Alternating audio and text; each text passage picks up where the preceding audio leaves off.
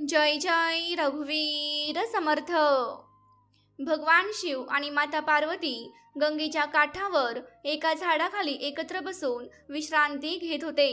तेवढ्यात तिथे एक गाय पोहोचते। भगवान भोलेनाथ गायीला म्हणतात, ही जुन्या काळाची कथा ऐकल्याने मनोइच्छित फळ मिळते, त्यामुळे ही कथा अर्धवट ऐकून सोडण्याची चूक करू नका। ही कथा ऐकल्याने मोठमोठे दुःख, रोग, गरिबी, कर्ज सर्व काही चढून जाते आणि रडक्या दुःखी भाग्यात चमत्कार होऊन आपल्या जीवनात सुख समृद्धी येते, हे नक्की आहे। प्रेमळ भक्तांनो, भगवान भोलेनाथ आणि दत्तगुरूंचा चमत्कारी आशीर्वाद प्राप्त करण्यासाठी आत्ताच हा व्हिडिओ लाईक करून कमेंट बॉक्समध्ये सांब सदाशिव आणि श्री गुरुदेव दत्त श्रद्धेने टाईप करा आणि बघा, तुमच्या सर्व इच्छा पूर्ण होतील। फक्त ही कथा शेवटपर्यंत ऐकत रहा। एकेकाळी भगवान शिव आणि माता पार्वती गंगेच्या काठावर एका झाडाखाली एकत्र बसून विश्रांती घेत होते। भक्तांनो, एका गायीने सांगितले आहे की कितीही मोठ्यातील मोठे दुःख संपवता येते, शेवटी चमत्कार होतच असतो। तेवढ्यात एक गाय तिथे पोहोचते आणि भगवान भोलेबाबांना म्हणते, हे भगवान, आज मी तुम्हाला मानवाच्या कल्याणासाठी एक अतिशय महत्त्वाचा प्रश्न विचारण्यासाठी आले आहे। तेव्हा भगवान भोलेबाबा म्हणतात, हे गाय माते, तुला मानवाच्या कल्याणासाठी कोणता प्रश्न विचारायचा आहे? तेव्हा गाय म्हणते, हे परमेश्वरा, माझा प्रश्न आहे की कोणत्याही मनुष्याचे दुःख कसे संपेल। मित्रांनो, मग गाय पुढे म्हणते, हे भगवान, या प्रश्नाचे उत्तर तुमच्यापेक्षा चांगले कोण देऊ शकेल, म्हणून हे दुःख कसे संपवायचे ते आज मला सांगा। तेव्हा भगवान भोलेनाथ म्हणतात, हे गाय माते, आज मी एक कथा सांगणार आहे, कृपया ती काळजीपूर्वक ऐका। मित्रांनो, जर तुम्ही ही कथा ऐकत असाल तर ती पूर्ण ऐका आणि ही कथा अर्धवट सोडण्याची चूक करू नका, कारण ही पवित्र कथा पूर्णपणे ऐकल्याने इच्छित फळ मिळते, म्हणून ही कथा पूर्ण ऐकावी। मग भोलेनाथ गायीला म्हणतात, चंदनपूर नावाचे एक नगर होते। त्या नगरात विक्रमसिंह नावाचा राजा राज्य करत होता। एक दिवस संध्याकाळची वेळ होती आणि तो राजा जंगलात शिकारी करून आपल्या राज्यात परत येत होता। तेव्हा त्याने पाहिले की एक लहान मुलगा जळणाऱ्या चितेसमोर उभा आहे। ते दृश्य पाहून तो राजा लगेचच आपल्या घोड्यावरून खाली उतरला आणि त्या मुलाकडे जाऊ लागला। त्याने पाहिले की तो मुलगा असे म्हणत आहे, आई, मी तुझी शपथ घेतो, मी एक दिवस खूप मोठा माणूस बनेन आणि आपली सर्व स्वप्ने पूर्ण करीन। राजा त्याच्या जवळ पोहोचला आणि मुलाला विचारले, तू कोण आहेस? मुलाने घाबरून काहीही सांगितले नाही। मग राजा मुलाला म्हणू लागला, तू अजिबात घाबरू नकोस, मी चंदनपूर शहराचा राजा आहे। आता तर तू तुझ्या आईजवळ बसून मोठा होण्याच्या शपथा खात होतास। मला समजू शकेल का की आपण निर्जन जंगलात आपल्या आईच्या चितेजवळ बसून एकटेच का रडत आहात? आपले उर्वरित नातेवाईक कोठे आहेत? मग मुलगा म्हणतो, हे महाराज, माझी आई आणि मी या जंगलात एकटेच राहत होतो, परंतु माझ्या आईने मला मरताना सांगितले की माझे आजोबा बुलंदर नगरचे श्रीमंत शेठ आणि लक्षाधीश होते। माझ्या आई वडिलांचा प्रेमविवाह झाला होता आणि माझी आई खूप गरीब घरातून आली होती, त्यामुळे माझे आजोबा तिचा खूप राग आणि तिरस्कार करायचे। माझी आई त्यांना आवडायचे नाही। माझे वडील एक दिवस बागेत फिरण्यासाठी गेले होते, तेव्हा एका विषारी सापाने माझ्या वडिलांना चावले आणि ते तिथेच मरण पावले।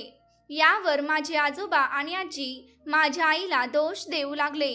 ते म्हणाले की तुझ्यामुळेच आमच्या मुलाचा मृत्यू झाला। माझ्या आईवर सर्व आरोप लादले गेले। त्यांनी माझ्या आईला घराबाहेर काढले, तेव्हा ती गर्भवती होती।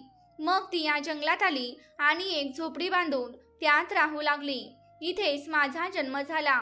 माझ्या आईने मरता मरता मला सांगितले होते की तू काहीही करून गरिबीच्या जीवनातून बाहेर पड आणि श्रीमंत हो।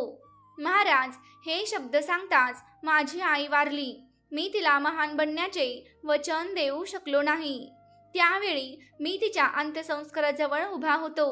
मी माझ्या आईच्या आत्म्याला एक मोठा माणूस बनण्याचे वचन देत होतो.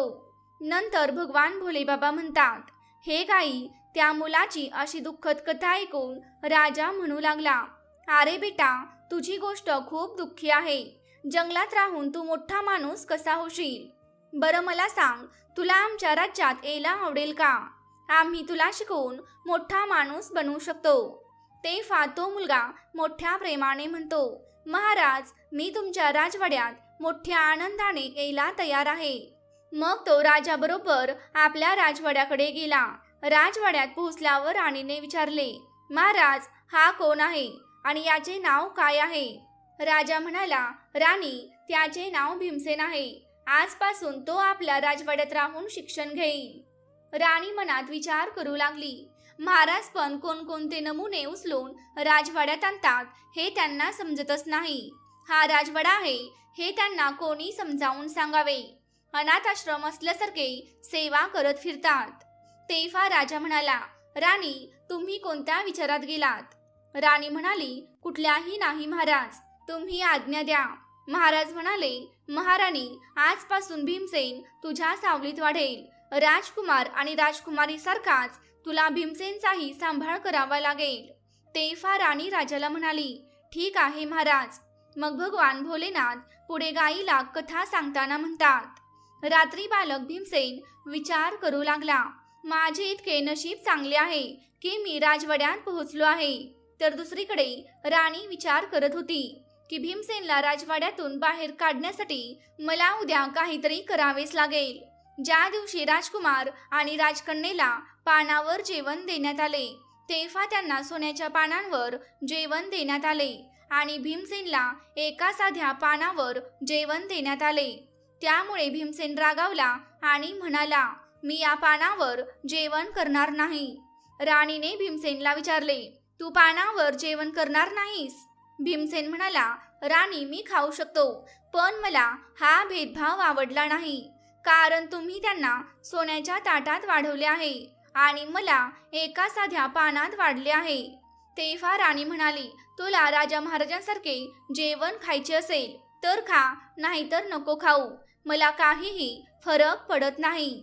भीमसेन म्हणाला, जोपर्यंत मला सोन्याच्या ताटात आदराने जेवण दिले जात नाही तोपर्यंत मी जेवण करणार नाही. यामुळे संतप्त होऊन भीमसेन राजवाडा सोडून पुन्हा त्याच जंगलात परतला जिथे तो पूर्वी राहत होता. जेव्हा राजा राजवाड्यात आला आणि संपूर्ण घटना जाणून घेतली तेव्हा त्याने राणीला विचारले, भीमसेनला सोन्याच्या ताटात जेवण का दिले जात नाही? राणी म्हणाली, मला भीमसेनची परीक्षा घ्यायची होती, पण तो खूप गर्विष्ठ आणि हुशार असल्याचे निष्पन्न झाले. याशिवाय त्याच्यात विशेष काहीच नाही.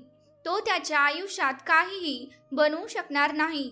राजा म्हणाला, राणी, पानावर त्याला जेवण देऊन त्याची परीक्षा घ्यायची होती, पण तू ते बरोबर केले नाहीस, कारण त्याला अपमान वाटला असणार.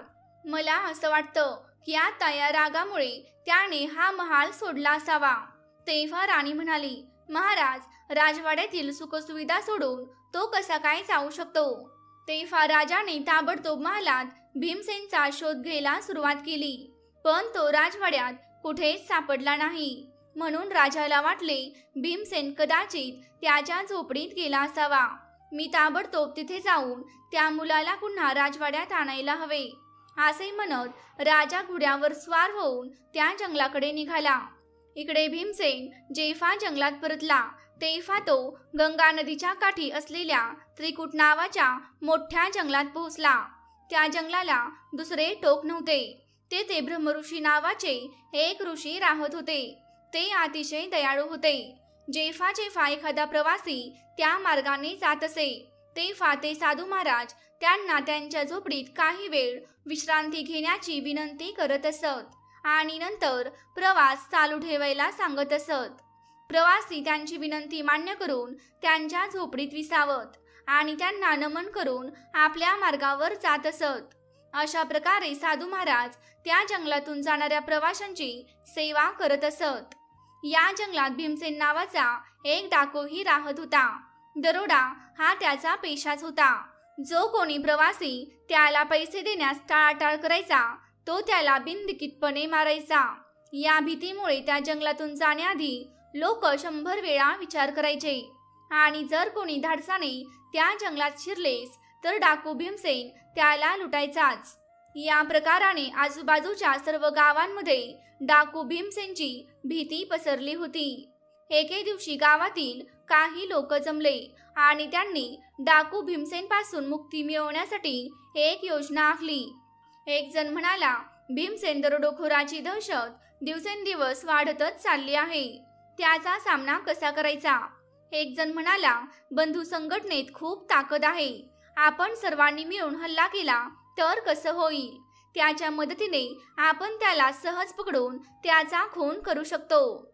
सगळे म्हणाले, तुमची कल्पना खूपच चांगली आहे, मग आजच डाकू भीमसेनवर हल्ला करायला का उशीर? मित्रांनो, पुढे कथा सांगताना भगवान भोलेनाथ म्हणाले, हे गाई.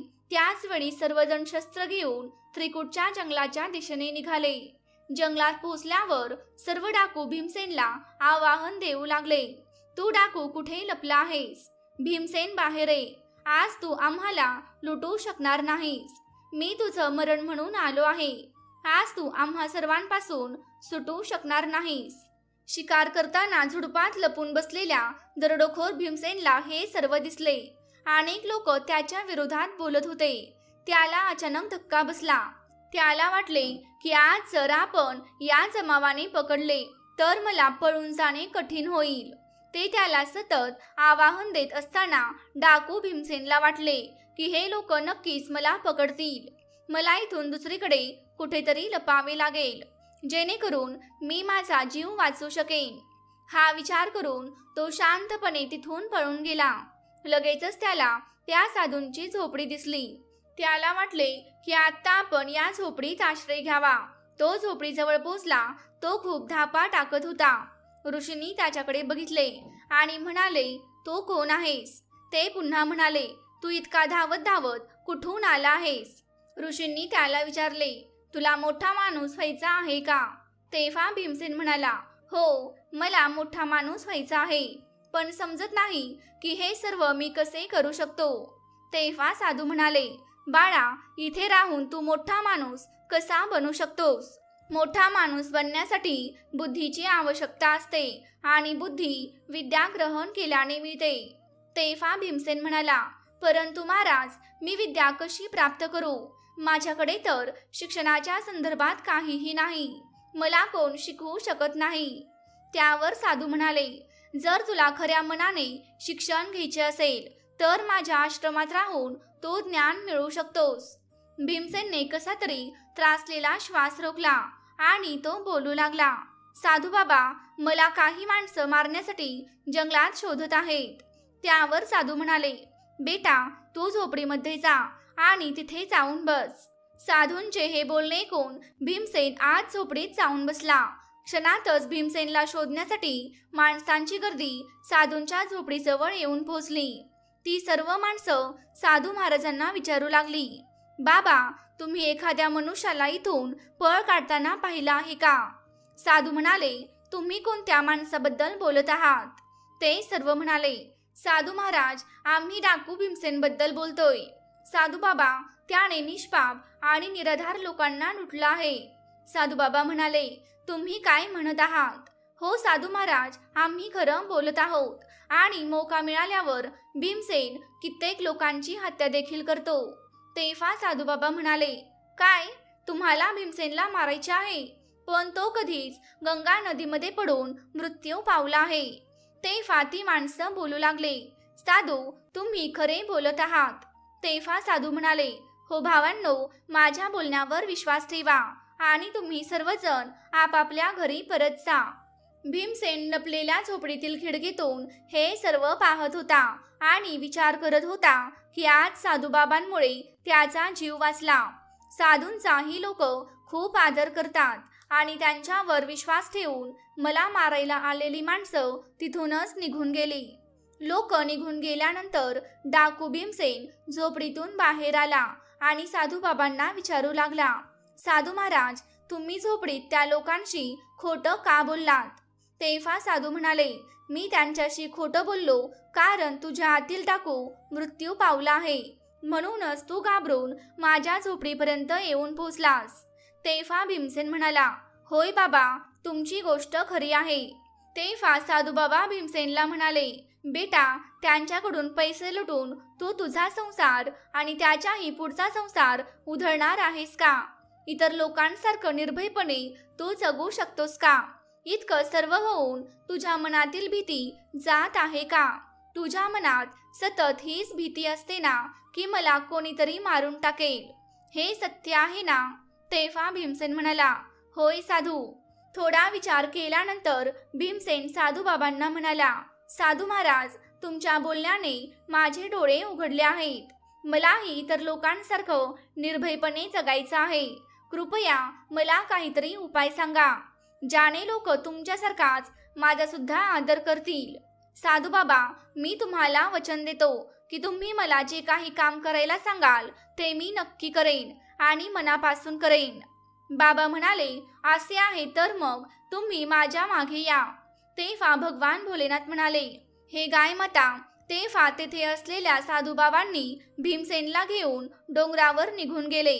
डोंगराच्या पायथ्याशी आल्यावर साधू महाराज म्हणाले, भीमसेन, हे 2 दगड डोक्यावर घेऊन माझ्या मागे चल.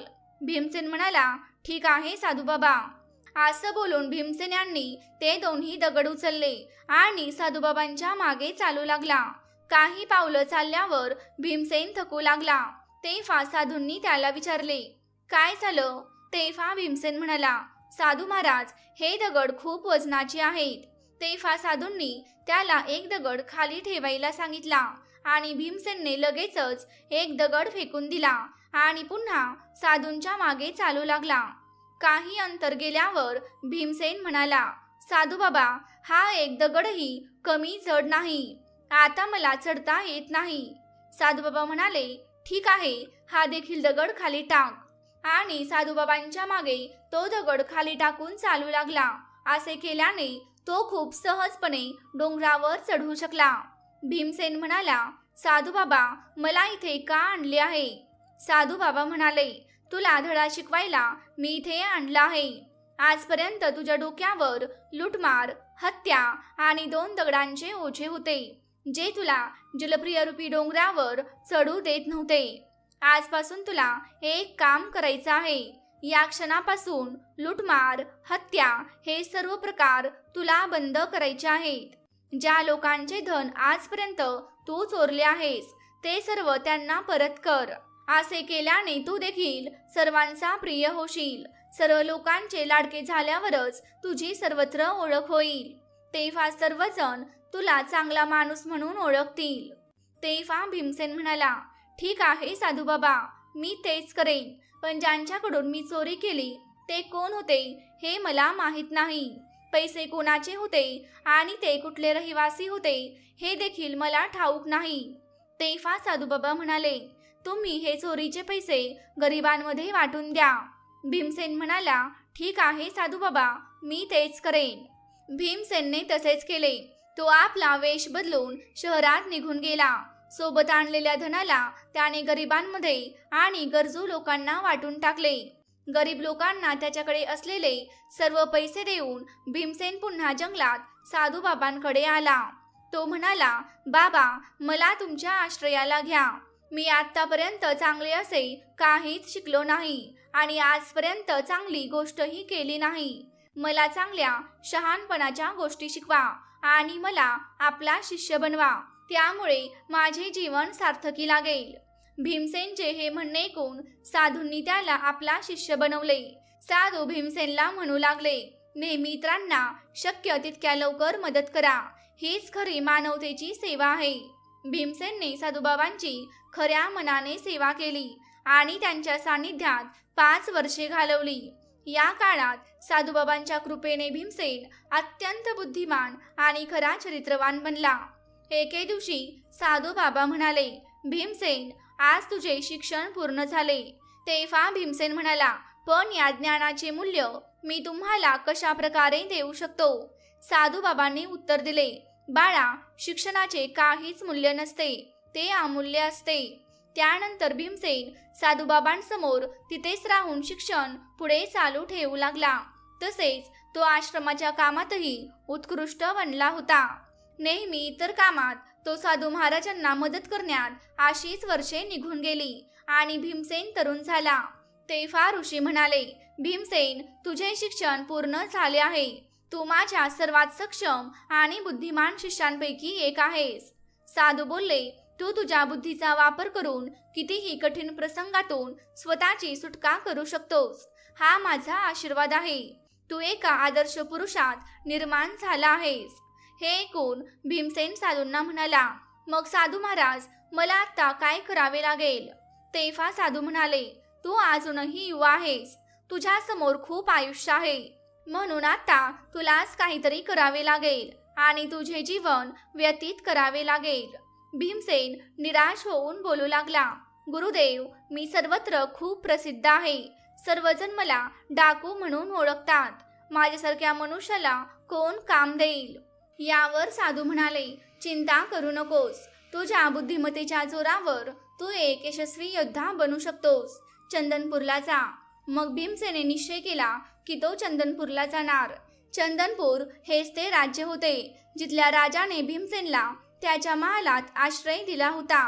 परंतु त्याच्या राणीने अपमानित करून भीमसेनला महालाच्या बाहेर काढले होते. भीमसेन चंदनपूरला पोहोचला तेव्हा त्याला समजले की मंत्र्याचा अचानक मृत्यू झाला आहे आणि त्यामुळे मंत्रीपद रिक्त होते. राजमहालाच्या राज्यसभेत मंत्रीपदासाठी योग्य उमेदवार निवडला जाणार होता. तेव्हा भीमसेन राजाच्या दरबारात पोहोचला. त्यावेळी काय चालले होते ते भीमसेनने लक्षपूर्वक पाहण्यास सुरुवात केली. राजा आपल्या सिंहासनावर बसले होते. तेव्हा त्यांच्या सेनापतीने सांगितले, महाराज, मंत्र्याच्या आकस्मिक मृत्यूमुळे मंत्र्याचे पद रिक्त झाले आहे. हे पद जास्त काळ रिक्त ठेवू शकत नाही. राजा म्हणाले, सेनापतीजी, तुमचे म्हणणे अगदी बरोबर आहे. आजवर चालत आलेल्या परंपरेनुसार मंत्रीपद मंत्रीपुत्र सारंग यांच्या हाती दिले जाईल. सेनापती म्हणाला, पण सारंग या पदासाठी लायक आहे का? राजा म्हणाले, लायक असो किंवा नसो, राज्याच्या परंपरेनुसार हे पद मंत्रीपुत्रालाच देण्यात येईल. आम्ही आता दरबारात ही गोष्ट जाहीर करू. इतक्यात भीमसेन पुढे आला आणि म्हणाला, काळानुरूप काही परंपरा बदलण्यातच शहाणपण आहे. तेवढ्यात एक किशोर नावाचा युवक पुढे आला आणि म्हणू लागला, महाराज, माझं नाव किशोर आहे आणि मी मंत्रीपदासाठी माझं नाव तुमच्या समोर ठेवत आहे. तो युवक भीमसेनच असतो, पण त्याने त्याचे खोटे नाव सांगितलेले असते, जेणेकरून राजा त्याला ओळखू शकणार नाही. खूप काळानंतर राजा विक्रम हे वृद्ध झाले होते. भीमसेन राजाला म्हणू लागले, महाराज, तुमची इच्छा असेल तशी तुम्ही माझी परीक्षा घेऊ शकता. मी तुमच्या परीक्षेत उत्तीर्ण झालो तर ठीक आहे, नाही तर तुम्हाला हवी ती शिक्षा तुम्ही मला देऊ शकता. राजा म्हणाला, तरुणा, राज्याच्या परंपरा बदलण्यासाठी तू दिलेला सल्ला आम्हाला मान्य आहे. तुम्ही आमच्याद्वारे घेतलेल्या परीक्षेत जर उत्तीर्ण झालात तरच आम्ही तो सल्ला अंमलात आणू. आम्ही सारंग आणि तुमची दोघांची परीक्षा घेऊ आणि मग त्याला चंदनपूरचा मंत्री करू. राजा विक्रमसिंह यांच्या आदेशानुसार सोन्याच्या म्यानात ठेवलेल्या 2 तलवारी ताबडतोब राज दरबारात हजर केल्या गेल्या. तेव्हा राजा विक्रमसिंहने सारंगला तलवार दिली आणि सांगितले, सारंग, तुला उत्तर दिशेला जावे लागेल आणि तिथून जवळ असलेल्या राजकीय केसरपूरला जाऊन तिथल्या राजा केसरसिंहांना ही भेट द्यावी लागेल आणि पुन्हा इकडे यावे. त्यानंतर राजाने किशोरला सोन्याची तलवार दिली. राजा किशोरला म्हणाले, पश्चिमेकडील सीमेवरील राज विशालपूर येथे तुला जावे लागेल आणि राजा विशाल यांना ही भेट म्हणून द्यावी लागेल आणि पुन्हा इकडे परतावे लागेल. आणि ते दोघेही तलवारी घेऊन उत्तर दिशेकडील केसर राजाच्या दरबारात पोहोचले. जेव्हा सारंग उत्तर दिशेतील केसरपूर राज्यात पोहोचला तेव्हा तो तेथील राजाला म्हणाला, मी चंदनपूर येथून पाठवण्यात आलेला राजपूत आहे. तेथील महाराजांनी ही सोन्याची तलवार तुम्हाला भेटवस्तू म्हणून दिली आहे. तेव्हा तेथील राजा त्या राजदूताला म्हणाला, या भेटवस्तूचा मी स्वीकार करतो. पण जेव्हा महाराजांनी तलवार बाहेर काढली तेव्हा त्यांना दिसले की तलवारीच्या टोकाला लाल रंग लागला आहे. राजाने विचारले, हे काय? तलवारीच्या टोकाला लाल रंग का लागला आहे? या लाल रंगाचा अर्थ काय आहे आणि हे असे मला का पाठवले आहे? मग सारंगच्या मनात विचार आला, या लाल रंगाचा अर्थ काय असू शकतो? मला याचे उत्तर माहीत नाही. पण यावेळी राजा केसरसिंहच्या प्रश्नाला उत्तर न देणे योग्य होणार नाही असा विचार करून तो म्हणाला, हो राजन, या लाल रंगाचे रहस्य असे आहे की एकतर तुम्ही आमच्या राजाच्या तलवारीची ताकद मान्य करा, नाही तर आमच्या राजाची रक्तरंजित तलवार तुमच्या राज्यात रक्ताच्या नद्या वाहविल्याशिवाय थांबणार नाही. आता युद्धभूमीमध्येच धारदार तलवारीचा निर्णय होईल. सेनापती विक्रमसिंगने लाल रंगाची तलवार पाठवून आम्हाला आव्हान दिले आहे. आजपासून आपण चंदनपूर शहरावर हल्ला करण्याचा विचार केला पाहिजे. हे ऐकून सारंग घाबरून तिथून निघून आले. तेच दुसऱ्या ठिकाणी भीमसेन विशालपूर येथे पोहोचला. तेव्हा तो तेथील राजासमोर उपस्थित राहिला. तेव्हा तेथील राजा म्हणाला, हे राजदूत, या तलवारीच्या टोकाला लागलेला लाल रंग आम्हाला समजत नाही. त्याचा अर्थ काय आहे? ते ऐकून भीमसेन म्हणाले, महाराज, आमचे राजे तुमचा खूप सन्मान करतात. या तलवारीला तुमचा खूप आदर आहे. त्याच आदराचे प्रतीक म्हणजेच तलवारीच्या टोकावर लाल रंग लावणे. म्हणजे आपला राजा आणि त्याचे राज्य तुमच्या मैत्रीसाठी कोणत्याही थराला जाऊ शकते. राजा खुश होऊन म्हणाला, ही खूप चांगली गोष्ट आहे. मी तुमच्या राजाच्या या मैत्रीचा स्वीकार करतो आणि त्यांचे मनपूर्वक आभार मानतो. मी तुमच्या राजाचा खरा मित्र होण्याचा प्रयत्न करीन. माझे मन आणि तन नेहमीच त्यांच्यासाठी समर्पित राहील. यानंतर राजा म्हणाला, राजदूत, मी तुमच्या राजाला सैन्य आणि काही मौल्यवान भेटवस्तू उपहार म्हणून देत आहे. मग भीमसेन मौल्यवान भेटवस्तू घेऊन चंदनपुरीच्या दिशेने निघाले. इथे केसरपूरच्या नगराने या राज्यावर युद्ध सुरू केले होते. ते दोघेही आपल्या नगरात पोहोचले आणि ते त्या राजापर्यंत पोहोचले. तेव्हा राजा म्हणाला, सारंग, मला सांगा, केसरपूरचा राजा तुला काय म्हणाला? तलवारीच्या टोकावर लागलेल्या लाल रंगाचा अर्थ तू त्यांना काय सांगितला? तेव्हा सारंगने सर्व गोष्ट राजाला विस्तारपूर्वक सांगितली. तेव्हा राजा म्हणाला, सारंग, तू हे काय म्हणत आहेस? केसरसिंह स्वतः आपल्या राज्यावर आक्रमण करणार आहे. हो महाराज. त्याच वेळी एक गुप्तचर आला आणि म्हणाला, महाराज, केसरपूरचे प्रचंड सैन्य चंदनपूरकडे येत आहे. आता आपले काय होईल? महाराज, आता आपल्याकडे तेवढी सेना नाही जी त्यांच्याशी युद्ध करू शकेल. तेव्हा लगेचच भीमसेन म्हणाला, महाराज, तुम्ही घाबरू नका. एक मोठी सेना महालाच्या बाहेर उभी आहे. महाराज, चिंता करून काही होणार नाही. कृपया सेनापतींना आदेश द्या की ते केसरपूरच्या सैन्याशी युद्ध करतील. मी माझ्यासोबत आणलेल्या सैन्याला घेऊन केसरपूरच्या सैन्याशी युद्ध करेन. या ताकदीनं हल्ल्याने केसरपूरची सेना आपल्याशी लढू शकणार नाही आणि या परिस्थितीमध्ये विजय आपलाच होणार. युद्धामध्ये विजय मिळवल्यानंतर महाराजांनी सारंग आणि भीमसेनला महालात बोलावले. महाराज बोलू लागले, भीमसेन, आज तुझ्यामुळेच मी जिंकू शकलो आहे. या क्षणी आम्ही तुला मंत्रीच्या पदावर नियुक्त करत आहोत. तेव्हा सारंग बोलू लागला, महाराज, हा तर माझ्यासोबत अन्याय झाला आहे. तेव्हा महाराज बोलू लागले, मी तुम्हा दोघांनाही दोन्ही राजांना एकच भेट द्यावी असे सांगितले होते. पण तुम्ही दोघांनी आपल्या बुद्धीने सभेचा वेगवेगळा अर्थ काढला. सारंग, तू तुझ्या बुद्धिमत्तेने त्या राजाला चुकीचे उत्तर दिलेस आणि कायमचे त्यांना आणि आम्हाला शत्रू बनवले. पण त्या उलट भीमसेनने अतिशय चांगल्या प्रकारे उत्तर दिले. भीमसेनने मोठ्या बुद्धिमत्तेने त्या प्रश्नाचे उत्तर दिले. म्हणूनच आम्ही भीमसेन म्हणजेच किशोर यांना चंदनपूर नगरचे नवीन मंत्री बनवत आहोत अशी घोषणा करतो. त्यानंतर त्याच रात्री किशोरच्या सन्मानार्थ त्याला जेवायला बोलावले. महाराणीने स्वतः किशोरला आपल्या हाताने जेवण वाढले. तेव्हा किशोर बोलू लागला, मला क्षमा करा महाराज, पण मी चांदीच्या ताटात जेवण्याऐवजी सोन्याच्या ताटात जेवणे पसंत करेन. तेव्हा महाराणी म्हणाली, ठीक आहे, भीमसेनला सोन्याच्या ताटात जेवण दिले जाईल, याची आम्ही व्यवस्था करू.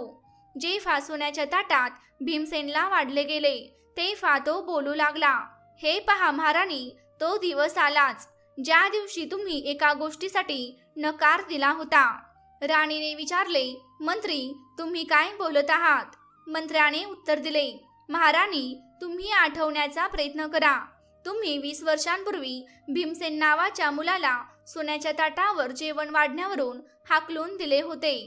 त्यावर राणी म्हणाली, हो मला आठवते की त्या जाड मुलाने अन्न खाण्यास नकार दिला होता आणि तो बोलला होता की जेव्हा मला सोन्याच्या ताटात वाढले जाईल तेव्हाच मी जेवण करेन.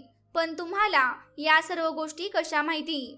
तेव्हा भीमसेन म्हणाला, महाराणी मी तोच लहान बालक आहे ज्याला तुम्ही हाकलून दिले होते. तेव्हा विक्रमसिंह राणीला म्हणाले, हे बघ राणी, ज्याला तुम्ही गर्विष्ठ समजत होता तोच आजचा मंत्री आहे. तेव्हा भीमसेन राजाला म्हणाला, महाराज, जर त्यावेळेला महाराणीने माझा तसा अपमान केला नसता तर माझ्या मनात खूप मोठं होण्याची इच्छा जागृत झाली नसती. मी कधीच बुद्धिमान व्यक्ती बनू शकलो नसतो. माझ्यावर तर महाराणीचे उपकारच आहेत. या प्रकारे मंत्र्याने कुशलतापूर्वक मंत्रीपद सांभाळले. यानंतर एक पत्र विक्रमसिंहने भीमसेनला दिले आणि सांगितले, तुम्ही त्या उधमपूर राज्यात जा, कारण त्या राज्यात चोरी खूप वाढली आहे. तिथल्या राजाने मला ते पत्र लिहून दिले आहे. कृपया तुम्ही तुमच्या विवेकबुद्धीने तेथील चोरीचे प्रमाण पूर्णपणे थांबवा. मग लगेचच भीमसेन घोड्यावर बसून उधमपूरच्या दिशेने निघाला. दिवस रात्र चालल्यानंतर तो राजा शशिकांत सिंह यांच्यापर्यंत पोहोचला आणि राजाला म्हणाला, राजा विक्रमसिंह यांनी हे पत्र तुमच्याकडे पाठवले आहे. तेव्हा राजा म्हणाला, अच्छा, राजा विक्रमसिंह यांनी तुला मदतीसाठी माझ्याकडे पाठवले आहे. भीमसेनकडून पत्र घेऊन राजाने ते वाचले, ज्यामध्ये लिहिले होते की हे पत्र घेऊन जो व्यक्ती तुझ्याकडे आला आहे तो गेले 5 वर्षे माझ्याकडे मंत्रीपदावर आहे. माझ्याकडे 5 वर्ष घालवल्यानंतर त्याचे मन पूर्णपणे स्वच्छ झाले आहे. माझ्या शिक्षणामुळे त्याची बुद्धी पूर्णपणे तीव्र झाली आहे. यामुळे मला असे वाटते की तुम्ही त्याला एखाद्या महत्त्वाच्या पदावर नियुक्त करणे योग्य ठरेल. हे सर्व वाचून राजा विचारात पडला. हा मनुष्य एकेवेळी डाकू होता आणि आता तो असा बदलला आहे. त्याला महत्त्वाच्या पदावर नियुक्त करणे योग्य ठरेल का? नंतर कथा पुढे सांगताना भगवान भोलेनाथ म्हणाले, हे गाय माता, मग त्यांच्या मनात दुसरा विचार आला की या माणसाने भूतकाळात काहीही केले असेल. परंतु जेव्हा राजा विक्रमसिंह यांसारख्या अनुभवी राजाने हे सर्व सांगितले आहे तर निश्चितच हे खरं आहे. हा नक्कीच बुद्धिमान असेल. असा विचार मनात येताच राजा भीमसेनला म्हणू लागला, तुझे नाव काय आहे? तेव्हा त्याने उत्तर दिले, होय महाराज, माझे नाव भीमसेन आहे. तेव्हा राजा भीमसेनला म्हणाला, आजपासून आम्ही तुला विशेष सल्लागार म्हणून नियुक्त करत आहोत. तेव्हा भीमसेन म्हणाला, महाराज, मी तर खूप नशीबवान आहे. एके दिवशी राजा शशिकांत भीमसेनसह राजदरबारात पोहोचले आणि त्यांनी त्यांना म्हटले, भीमसेन, आजपासून तुम्ही इकडे बसणार आहात. भीमसेनने त्यांची जागा घेतली होती. तेवढ्यातच काही लोक त्यांची तक्रार घेऊन दरबारात आले. त्यांच्यामध्ये 3 पुरुष आणि 1 वृद्ध महिला होती. हे पुरुष पुढे येऊन महाराजांना म्हणाले, महाराज, या वृद्ध महिलेने आमचे सर्व पैसे हडप केले आहेत. कृपया आम्हाला न्याय द्या आणि आमचे पैसे परत द्या. महाराज म्हणाले, आधी सर्व तपशील सांगा, मगच आपण निर्णय देऊ. त्यावर ती म्हातारी पुढे आली आणि म्हणाली, महाराज, हे खोटं बोलत आहेत. त्या वृद्ध बाईने आपली गोष्ट सांगितली आणि म्हणाली, महाराज, हे 4 व्यापारी तुमच्या राज्यात व्यवसाय करण्यासाठी आले होते. त्यांना इथे भरपूर नफा मिळाला होता. कथा सांगताना म्हातारी पुढे म्हणू लागली, एके दिवशी हे 4घे माझ्याकडे आले आणि म्हणाले की आमच्याकडे खूप धन आहे. आमच्यापैकी कोणी पैसे मागितले तर देऊ नकोस. आम्ही या राज्यात नवीन आहोत, म्हणून आमच्या धनाची रक्षा कर. तेव्हा त्या म्हातारीने त्यांना विचारले, हे धन मी कशा प्रकारे ठेवू? तेव्हा ते लोक म्हणाले, आम्ही हे धन तुझ्या जमिनीत पुरून ठेवतो आणि ज्या दिवशी आम्ही सर्वजण येऊन ते मागू तेव्हाच तू आम्हाला ते परत दे. पण आमच्यापैकी कोणी एकटा आला तर काहीही देऊ नको. तेव्हा म्हातारी म्हणाली, हे तर खूप सोपं आहे, पण मला यात काय मिळणार? त्यावर ते म्हणाले, म्हातारी आई, या बदल्यात आम्ही तुला देखील धन देऊ. म्हातारीने त्यांना उत्तर दिले, ठीक आहे, मला तुमची अट मान्य आहे. तेव्हा त्या लोकांनी तिचे घर खोदायला सुरुवात केली. त्या घरात खूप सोने सापडले. त्यांनी ते धन तिथेच पुरून टाकले. मग ते 4 पुरुष त्या म्हातारीला म्हणाले, म्हातारी आई, आम्ही रोज संध्याकाळी तुझ्याकडे जेवायला येऊ. ते रोज संध्याकाळी तिच्याकडे जेवायला येत असत. तेव्हा ते तिला विचारत असत, आमचे धन सुरक्षित आहे ना? ती म्हातारी उत्तर देत असे, हो, तुमचे धन पूर्णपणे सुरक्षित आहे. एके दिवशी त्या 4ही व्यापाऱ्यांनी त्या म्हातारीच्या घरात जाऊन खजिना खोदला, पण तो पैसा तसाच शिल्लक होता. आता त्यांना त्या म्हातारीच्या प्रामाणिकपणाबद्दल कोणतीही शंका नव्हती.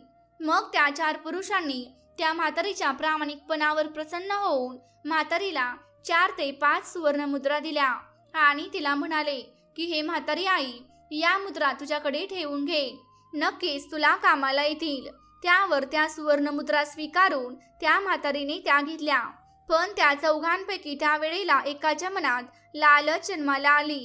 त्याच्या मनात विचार आला की जर म्हातारीला फसवून सर्व पैसे हडप करू शकलो तर त्याचे आयुष्य बिना मेहनतीत खूप आनंदात जाईल.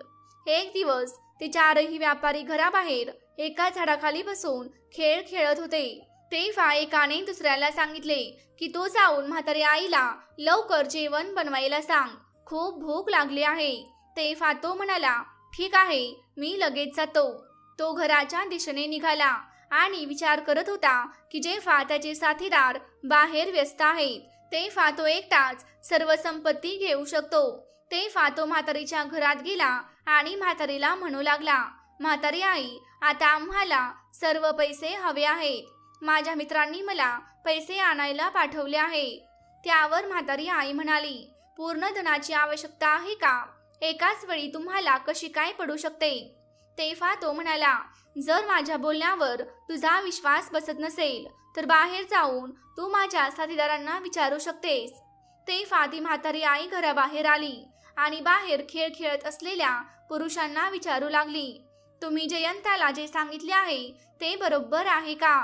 तेव्हा सर्वांनी उत्तर दिले, हो म्हातारी आई, हे बरोबर आहे, पण लवकर कर. तेव्हा म्हातारी आतमध्ये आली आणि त्या पुरुषाला म्हणाली, तुझे साथीदार देखील तुझ्या बोलण्याचे समर्थन करत आहेत. तेव्हा ती म्हणाली, ठीक आहे, हा खड्डा खोदून धन काढू शकतोस आणि आपले पैसे घेऊ शकतोस. तेव्हा तो व्यक्ती म्हणाला, जसा विचार मी केला होता अगदी तसेच झाले आणि त्याने जोरजोरात खड्डा खोदायला सुरुवात केली. मोठ्या मेहनतीने त्याने तो खड्डा खणला आणि 2 मोठ्या गोण्या धनाने भरल्या गेल्या. यानंतर तो म्हातारीला म्हणाला, म्हातारी आई, तू जरा तांब्याभर पाणी घेऊन ये, मला खूप तहान लागली आहे. तेव्हा म्हातारी आई पाणी आणायला गेली. तेवढ्यात तो पैसे आणि धन घेऊन घराबाहेर पडला. अंगणात एक घोडा उभा होता. त्याच्या पाठीवर तो लगेच बसला आणि तिथून पळून गेला.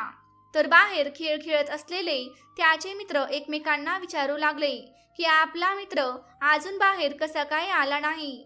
तेव्हा ते एकमेकांना म्हणू लागले की आतापर्यंत जेवणही तयार झालं असेल, आपण आतमध्ये जाऊया.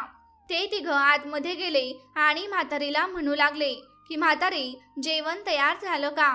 आम्ही तर खूप आधीच आमच्या मित्राला आमच्यासाठी जेवण करायला सांगितलं होतं. तेव्हा म्हातारी म्हणाली, अरे, त्या व्यक्तीने तर मला काहीच सांगितलं नाही. तो व्यक्ती सर्व धन आणि पैसे घेऊन केव्हाच तुमच्याकडे निघून गेला आहे. हे कोणतेही व्यापारी सदम्यात गेले आणि पुन्हा त्या म्हातारीला रागारागात विचारू लागले की तू एकट्यालाच सर्व धन का देऊन टाकले? तेव्हा ते म्हणाले, अरे, म्हणूनच तर मी तुम्हाला विचारण्यासाठी बाहेर आले होते. तेव्हा तुम्ही बोललात की थोडं लवकर कर. तेव्हा ते पुरुष बोलू लागले, हो बरोबर आहे, आम्ही तुला जेवण लवकर कर असं बोललो होतो. तेव्हा म्हातारी म्हणाली, तुमच्या मित्राने तुम्हाला धोका दिला आहे. म्हातारीने कथा पूर्ण करताना राजाला सांगितले की राजा, हीच आहे खरी कहाणी. म्हातारी राजाला म्हणू लागली, राजा, आता तुम्ही सांगा, या संपूर्ण घटनेमध्ये माझा काय दोष आहे? तेव्हा ते पुरुष राजाला म्हणू लागले की महाराज, ही म्हातारी खोटं बोलत आहे. तिला नक्कीच माहीत आहे की आमचा मित्र धन घेऊन कुठे गेला आहे. महाराज, आमच्यावर कृपा करा आणि या म्हातारीला आमचे सर्व धन परत करण्याची विनंती करा. ही घटना ऐकून महाराज देखील विचारात पडले आणि बोलू लागले, ही तर खूप विचित्र घटना आहे. आता हे लोक कशा प्रकारे हे सर्व सोडवतात हे पाहूया. राजाने ठरवले की ही अडचण भीमसेनला सांगतो, त्यामुळे त्याची बुद्धी कितपत काम करते हे देखील मला समजेल. मग राजा भीमसेनला म्हणाला, भीमसेन, तुम्ही या लोकांची अडचण सोडवू शकता का? तेव्हा भीमसेनने उत्तर दिले, अवश्य महाराज. तेव्हा भीमसेनने त्या म्हाताऱ्या बाईला विचारले, म्हातारी आई, 4 व्यापारी तुमच्याकडे पैसे ठेवायला आले होते, तेव्हा त्यांनी तुम्हाला काय सांगितले होते? तेव्हा म्हातारी म्हणाली, होय, त्यांनी मला असे सांगितले होते की जेव्हा आम्ही सर्वजण एकत्र येऊ तेव्हा तुम्ही आम्हाला हे सर्व धन परत देऊ शकता. आमच्यातील कोणीही एकटा आल्यावर तू त्याला काहीही देऊ नको, असे त्यांनी मला सांगितले होते, असे म्हातारीने भीमसेनला उत्तर दिले. तेव्हा भीमसेनने त्या 3 पुरुषांना विचारले, म्हातारी आई जे सांगत आहे ते खरं आहे का? तेव्हा ते 3 पुरुष म्हणाले, म्हातारी जे सांगत आहे ते खरं आहे, यावर आम्हाला शंका नाही. पण तिने आम्हाला न विचारता आमच्या 4थ्या साथीदाराला सर्व काही देऊन टाकले, हीच आमची तक्रार आहे. आम्ही म्हाताऱ्या आईला सांगितले होते की आम्ही 4 जण येऊ तेव्हा आमच्यातील कोणीही एकटा आला तर त्याच्या हाती धन देऊ नको, तरीही म्हाताऱ्या आईने चुकीचे केले. तेव्हा भीमसेन म्हणाला, त्याच प्रकारे जेव्हा तुम्ही 4घेही येऊन या म्हाताऱ्या आईकडे मागणी कराल तेव्हाच ती तुम्हाला धन देईल, अन्यथा नाही. भीमसेन पुढे म्हणाले, तुम्ही या म्हाताऱ्या आईला इकडे का घेऊन आला आहात? तुम्ही तुमच्या 4थ्या साथीदाराला इकडे घेऊन या, मग तुम्ही म्हाताऱ्या आईला प्रश्न विचारू शकता. पहिल्यांदा 4था साथीदार घेऊन या आणि मग तुमचे धन त्या म्हातारीकडे मागा, मग ती म्हातारी तुम्हाला तुमचे धन परत देईल, मगच तुम्ही तिला दोषी ठरवू शकता. तेव्हा ते 3ही पुरुष विचार करू लागले की या व्यक्तीने तर आपल्या शब्दांमध्ये आपल्यालाच अडकवलं आहे, तेही खूप चांगल्या प्रकारे बुद्धिमत्ता वापरून. तेव्हा ती म्हातारी आई म्हणाली, बाळा, तू खूप चांगला निर्णय घेतला आहेस, तुला दीर्घायुष्य लाभो. मग ते व्यापारी मान खाली घालून तिथून निघून गेले. तेव्हा भीमसेन म्हणाला, थांबा, मला तुमच्या 3घांच्या मेहनतीवर संशय येतो. कोणी आपल्या मेहनतीने कमावलेले धन दुसऱ्यांच्या घरी ठेवेल तरी कसे? तुम्ही मला खरे खरे सांगा, हे धन तुम्हाला कुठून मिळाले?